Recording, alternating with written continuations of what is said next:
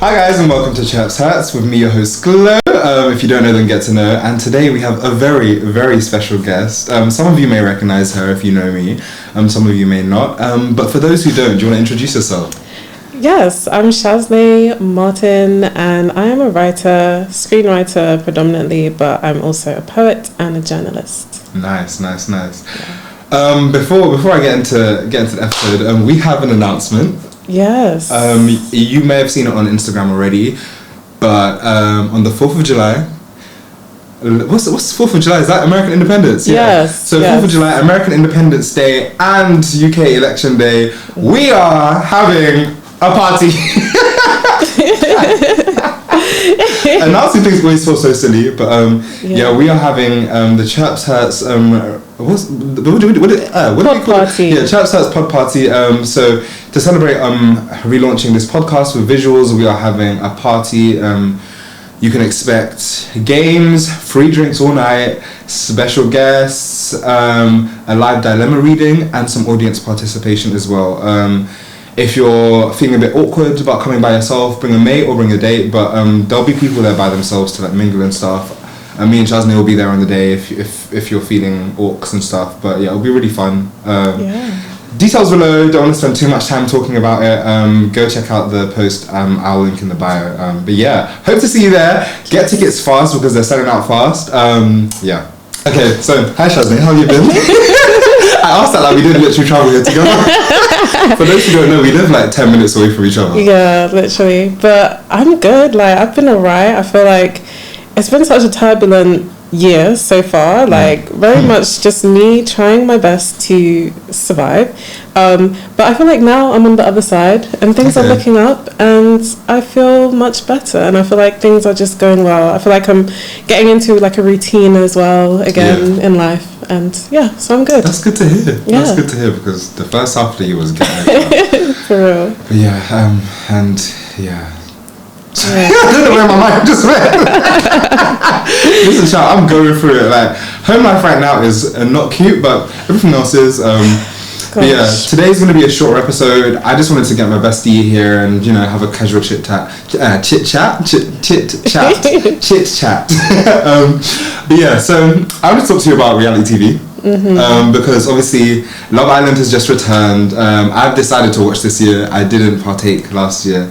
And you know what? So far, so good. I'm seeing a nice mix of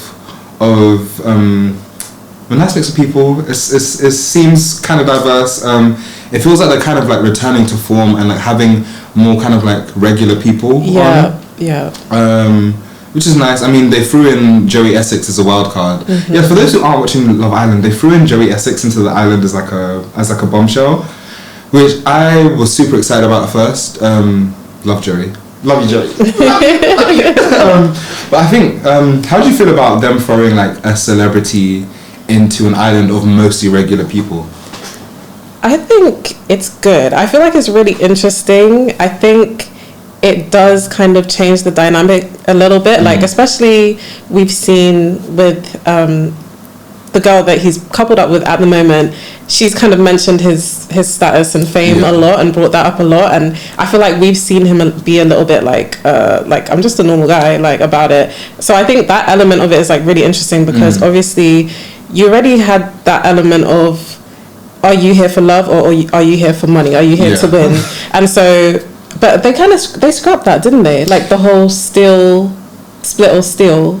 Oh, at the end. Yeah, I think they scrapped that. Yeah. So I feel like having a celeb in there actually makes it interesting because it is kind of like, oh, like, do you want to get to know him because he's famous or is it because you actually like him as a person? Yeah, honestly, I think I was expecting more of that this season because in previous seasons it's been, oh yeah, this person here for love, or do they want to like get famous or whatnot? And I think when Joey first came in and like just seeing all of the girls' reactions, I was like, yeah, the boys are fucked. Because I can't lie here, Joey Essex isn't even my type. Yeah. Like, I was in the island of Joey Essex. Right? I'm gonna say I'm bagging that man. Say that is my meal ticket. Like, So yeah, I was expecting a bit more like kind of like conflict around that.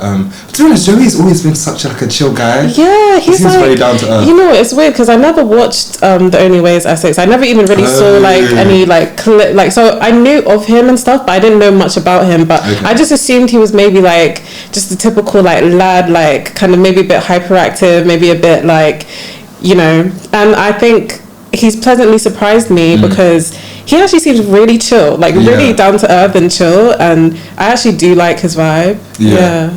No, like I mean, I'm gonna make you watch Towie, by the way, because that is like reality TV like gold. Okay. But I think Joey's always seemed quite like down to earth. I mean, obviously when he was first on The Only Way Is Essex, he was a bit younger, a bit more boyish, but he got famous for being stupid. Yeah. He got famous for being an airhead, but it was weird because he was like one of those reality TV stars where left-wing people adored him, right-wing people adored him. Yeah. Everyone unanimously agreed, we love Joey Essex. And I'm like, do you know how rare it is for someone to be famous for being unintelligent, and it isn't because we're ridiculing him. It's because we find him quite charming. Yeah.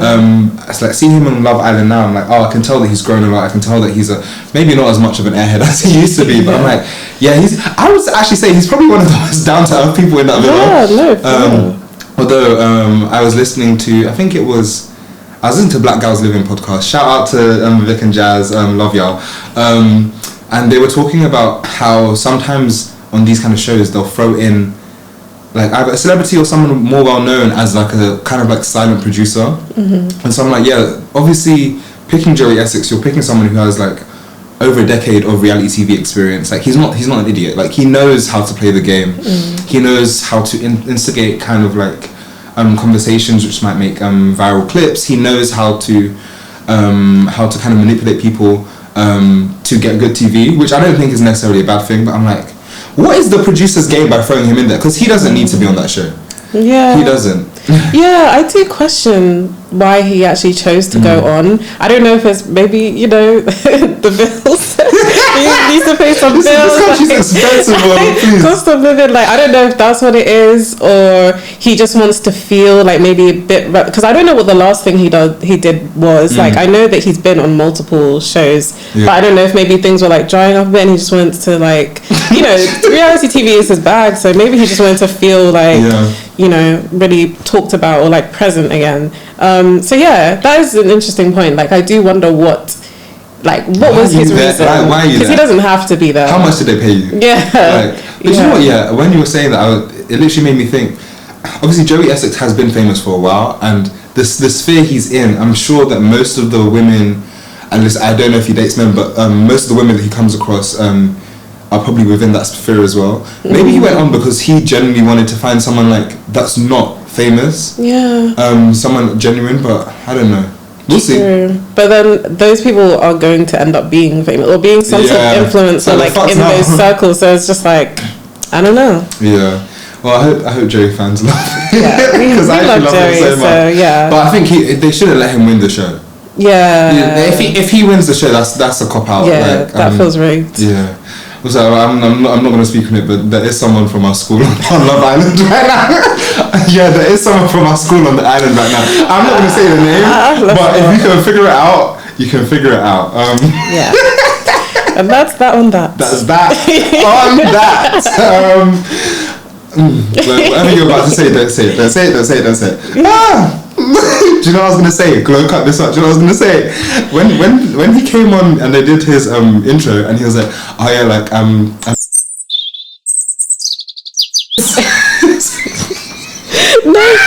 no for real, because he's actually an insane person. Like he was actually a terrorist. Anyways, yeah. Let's not talk about terrorists anymore. Okay, so I just wanted to like honestly just analyze and kind of discuss the setup on shows like Love Island. Like, do you feel like Love Island is a good place to find love?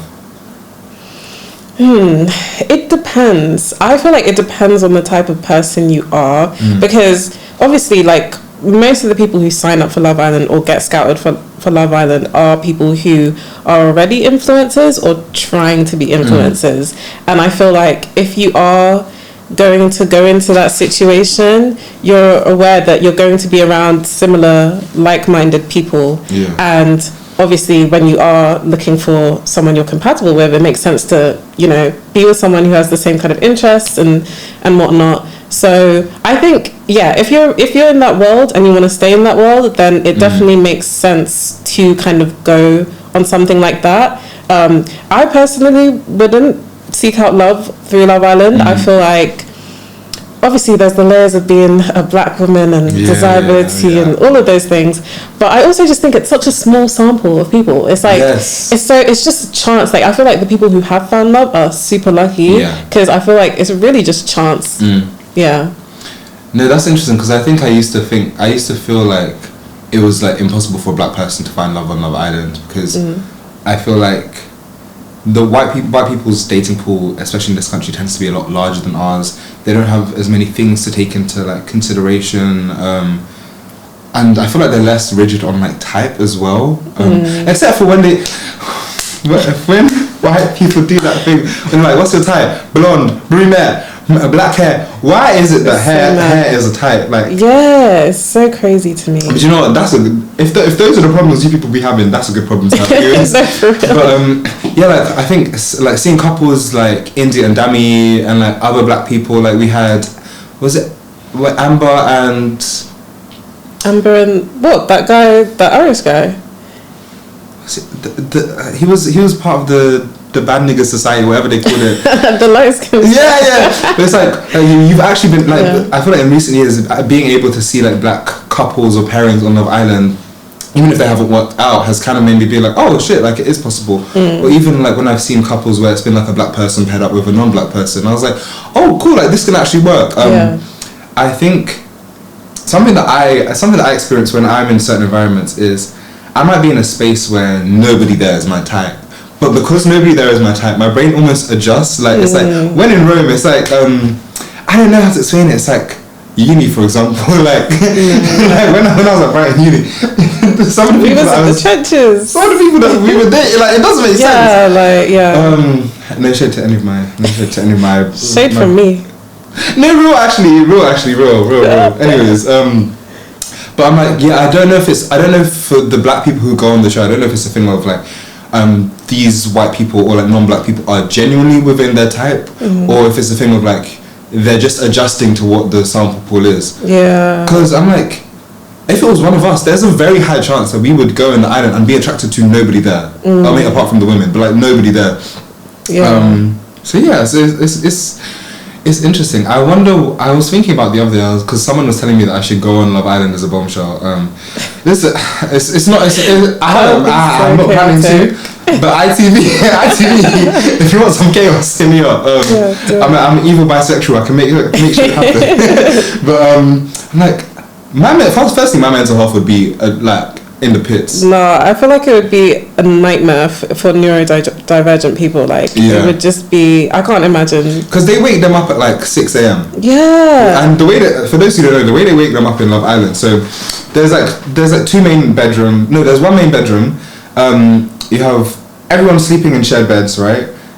And then at the break of 6 a.m, like these are blinding, flashing white lights come on and wake them up. That's how they wake up. So some of them sleep with like eye masks and stuff to kind of reduce the strain. And once you're up, you gotta start getting ready for the day. That means hair, makeup, picking your outfit.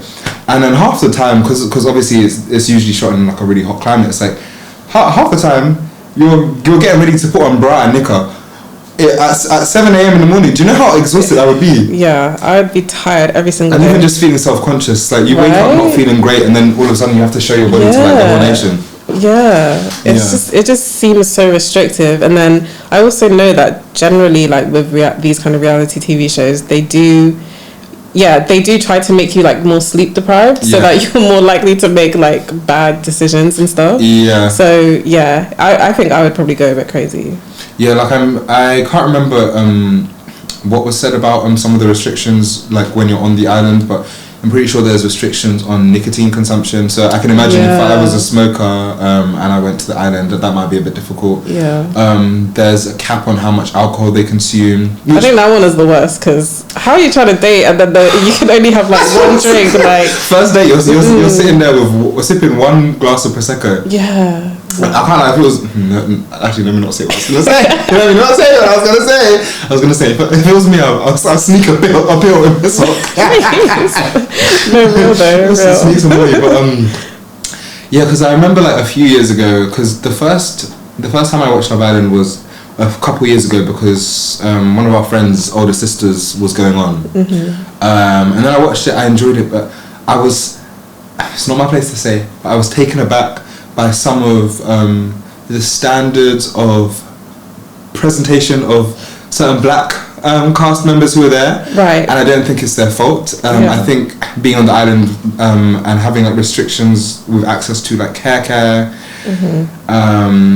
like having people like not being able to go to like your barber or like your hairdresser or your braider and whatnot. And like a lot of people complained about that, like to Ofcom after that season. So for real?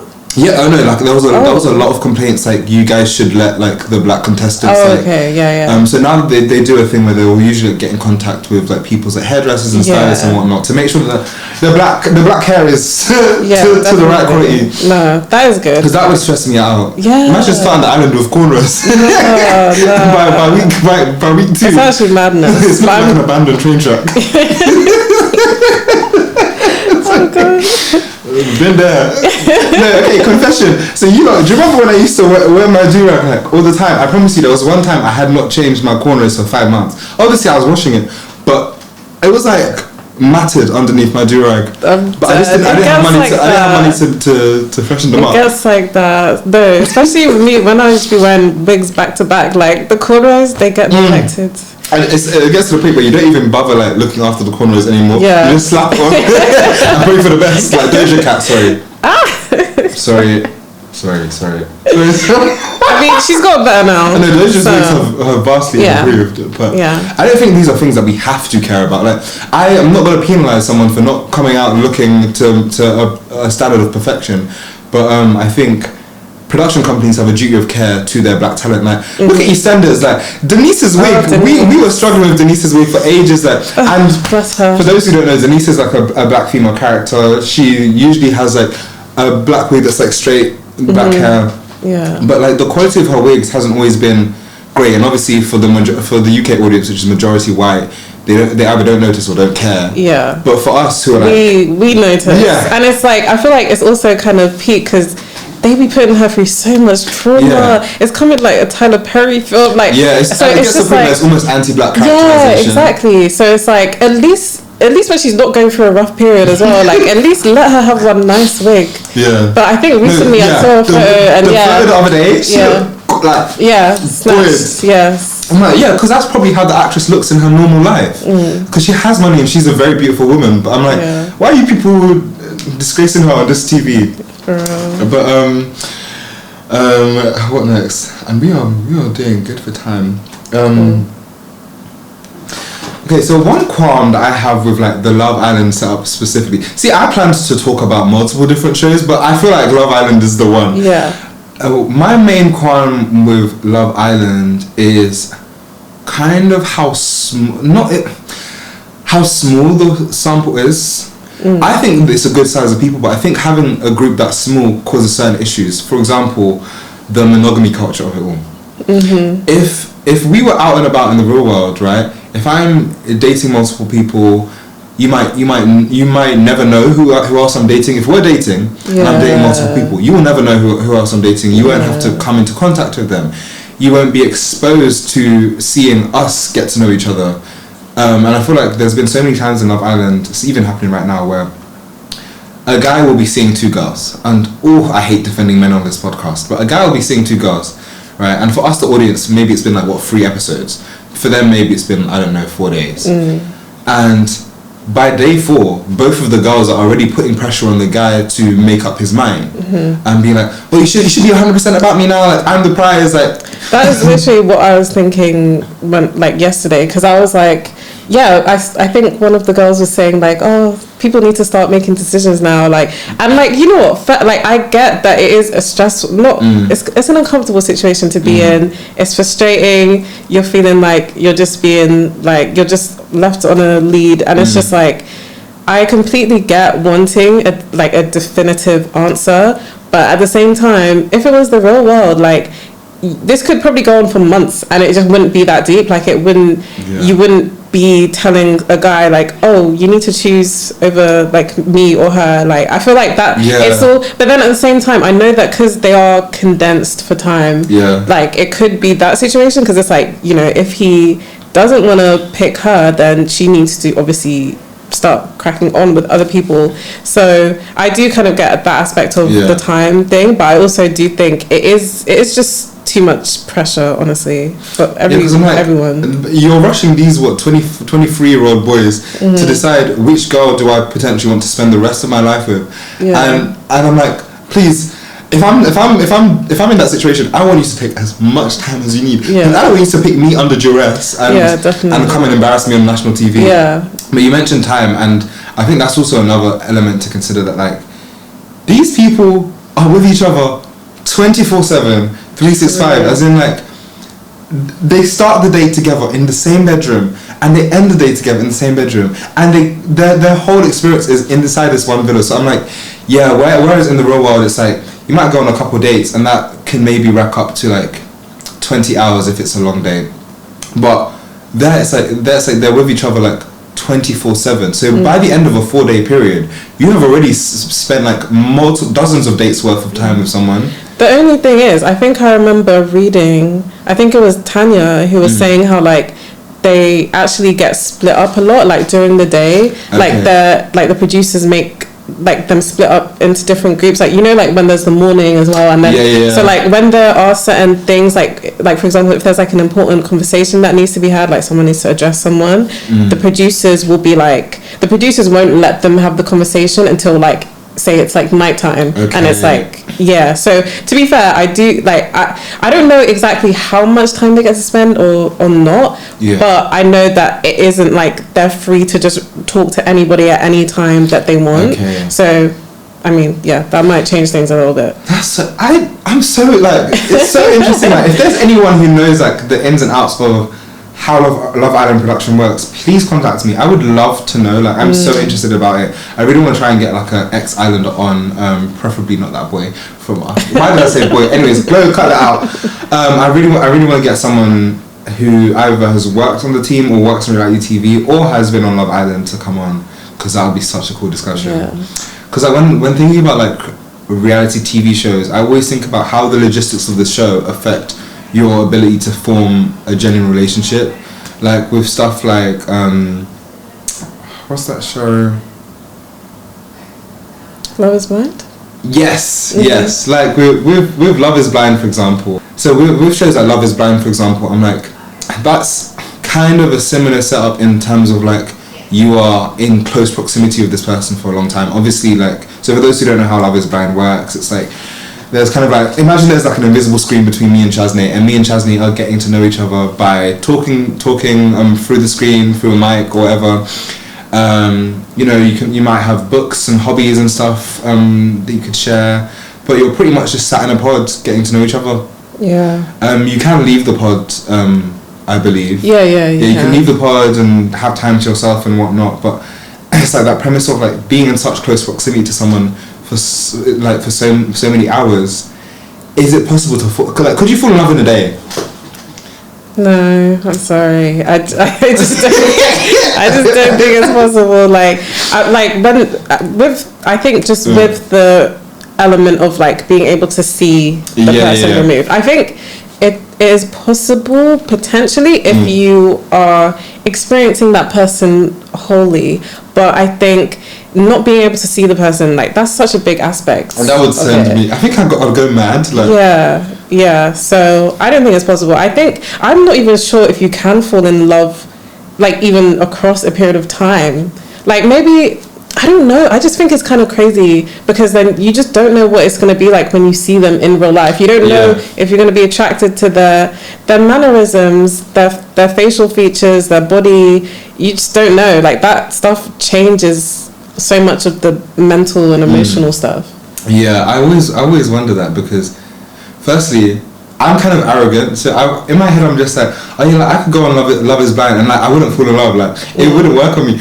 But again, when you're in certain situations, you actually don't know, because like it's almost like I will be alone in that pod, so I'm like, that person's my only friend. You know what? I think that you can think that you've fallen in love with somebody, but you're not going to be able to know for sure until you've seen them in real life, and you know for sure that you're like also, because in my opinion, I think attraction is an important part.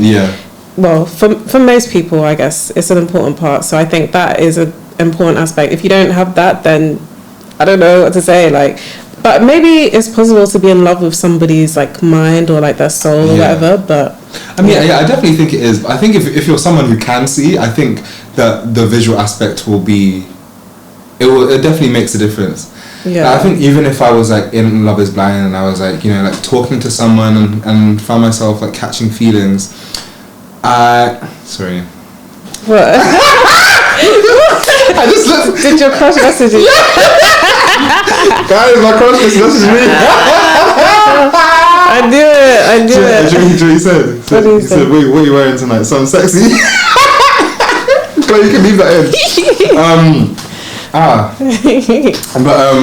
I was basically saying, like I think if I was on Love Is Blind, there might be like a cap. Like I might feel myself developing romantic feelings, but at the point where my brain is just like, I actually don't know what this person looks like, and if they come out that pod and I don't like what they look like, then we all have to die together. Like, no, we all have to die together. So I think maybe that would even prevent me from falling as deeply as I might in real life, because I would almost be waiting for the big reveal. Like, I agree what you said about like there being a cap, and then I feel like it's possible that if you do see them in real life and you're not vibing with the real life physical like exhibition and appearance, then I think it's possible for that to decline, I guess, to backtrack and to just be like, maybe I don't have feelings anymore.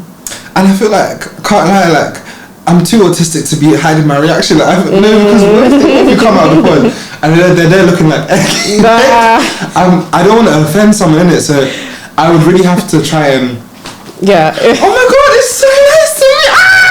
Stop it.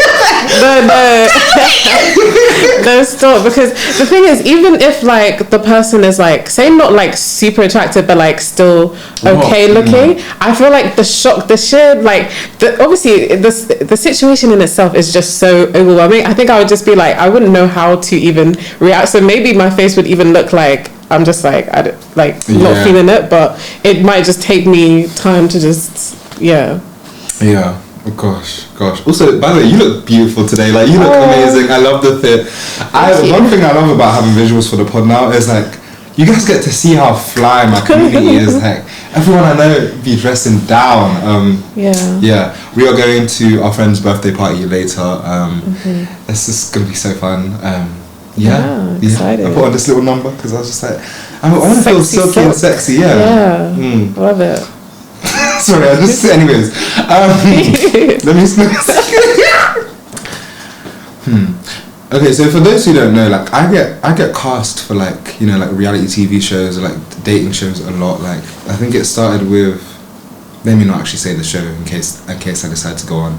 But yeah, I've been cast for like a lot of reality TV shows and dating shows. It's only in like the last 2 years where I feel like I've started saying yes to things more. Because I've had like so many different reasons why I haven't said yes at the time. Like either it wasn't the right time or it wasn't the right show. Like there was a show that cast me.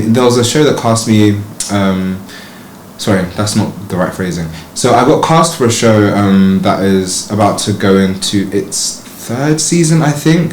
But at the time I was cast, it was the premiere, right? And so I would have been in season 1. Had a really cool premise. You might be able to figure out what show it is, but I'm not going to say the name. It's like a bunch of like gay or queer men in like an island villa, much like Love Island, and they're just like getting to know each other, you know, doing activities and games, and they get paired into couples at the start, and then they have to kiss at the start to see if they have chemistry, and then from there they're in a couple. And you know, like things can change and like couples can change around, but like that's the premise. So I was like, this is a cool premise. I love the idea of like having to kiss someone as soon as I meet them. Yeah, I think that's a really good idea. Some of the kisses were really great. But my thing is, I was like, one, I didn't want to be in the first season of the show because I'm like, I haven't seen it. I don't know if it's even going to bang. I'm like, if the show flops, I don't want to have wasted one of my shots at reality TV, because it's like, when you've been on certain shows, it's less likely that you can go on other shows of the same genre. Like, like if I, like, it depends, because like, if I'd gone on that show, I might be like, not be able to go on stuff like Love Island, for example. Okay. But I was like, I didn't want to be in the first kind of like cohort of that show. Secondly, I'm like, the premise sounds great and everything sounded great on paper. The person the casting agent I spoke to was lovely, but I'm like, I've explained to you my type. I don't trust that you're gonna put my type in the villa. I'm like, and when I watched the season, I was just like, there was two people there who probably would have been my type. One of them is probably a bit too old for me. Okay. Love her though. Love my sister. As in, like, I don't think that she would date me because of my age. I would date her. I don't know why I said she. Wait, I'm so gay. Wait, let me run that back. Okay. Like the casting agent I spoke to was very lovely. And I explained my type, but I didn't really trust their ability to match me with my type on the show. I did actually end up watching the show. They did put two people who I definitely would have gone for on that show. But I think one of them, the age difference doesn't necessarily make sense, and the other one, I think they're in a relationship right now. Yeah, I think they're in a relationship now. But the rest of the cast was like, I mean, you can pretty much expect like white men.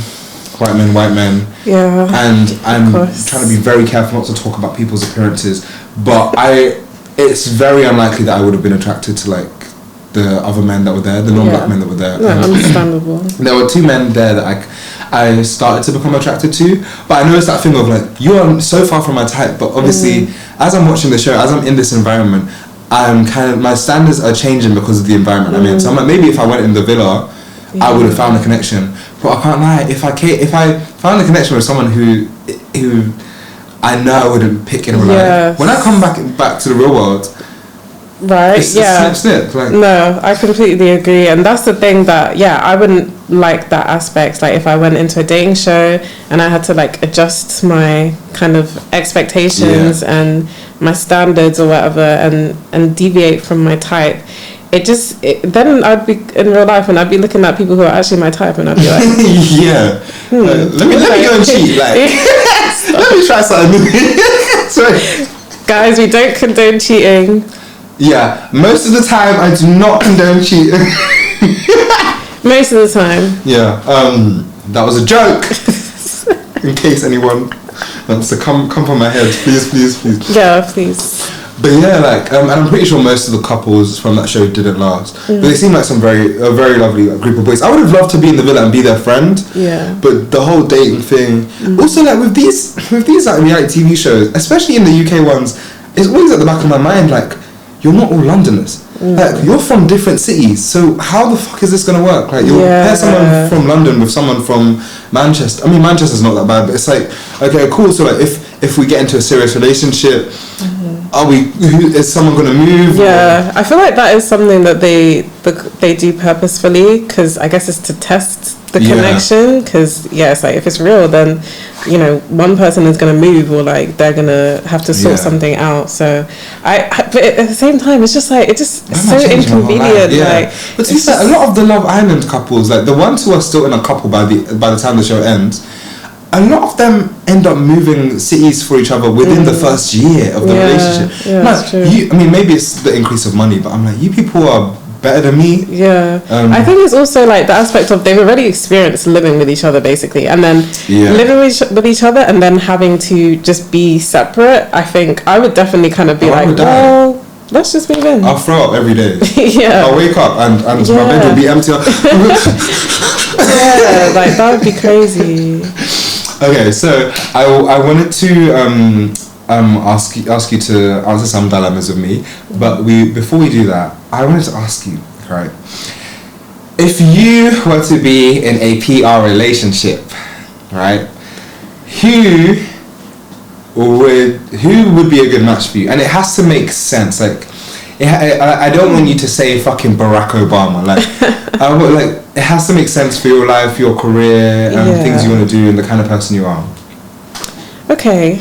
So I think who immediately comes to mind for a guy might be, I mean, he is a little bit older, and obviously if he was like single because he is married, I would say maybe Jordan Peele, because I feel like we have very similar.